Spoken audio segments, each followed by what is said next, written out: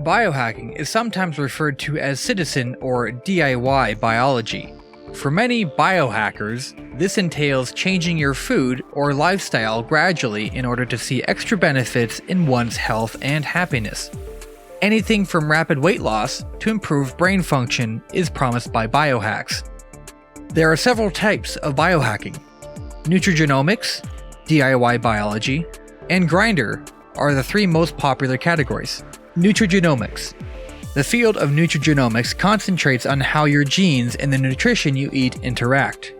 This branch of biohacking is predicated on the notion that by monitoring the long-term effects of various nutrients on your health, you may map out and optimize the whole genetic expression of your body. DIY biology. DIY bio. DIY biology is a subset of biohacking led by those with training in and experience in the sciences. These biohackers disseminate advice and methods to enable laypeople to conduct structured tests on themselves away from a laboratory setting or healthcare facility. Grinder. Every component of the human body is hackable, according to the biohacking subculture known as grinder.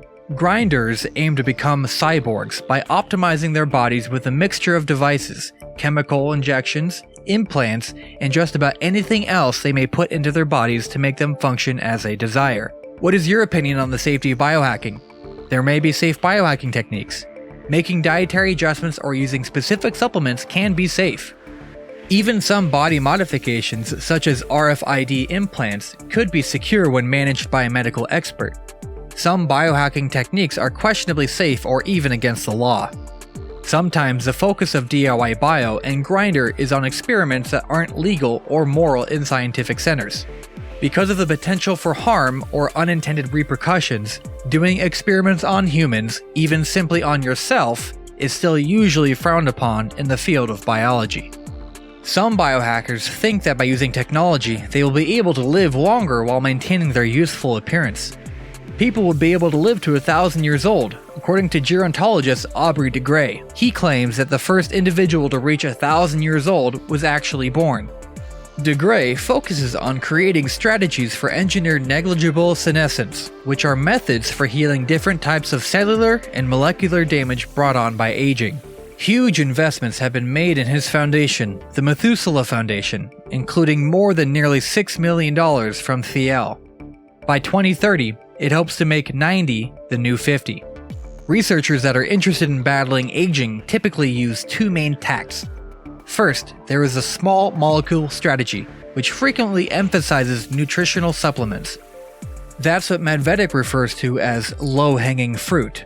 New Mayo Clinic research indicates that high quantities of physin can clean out senescent cells in humans, which are cells that have stopped proliferating and contribute to aging.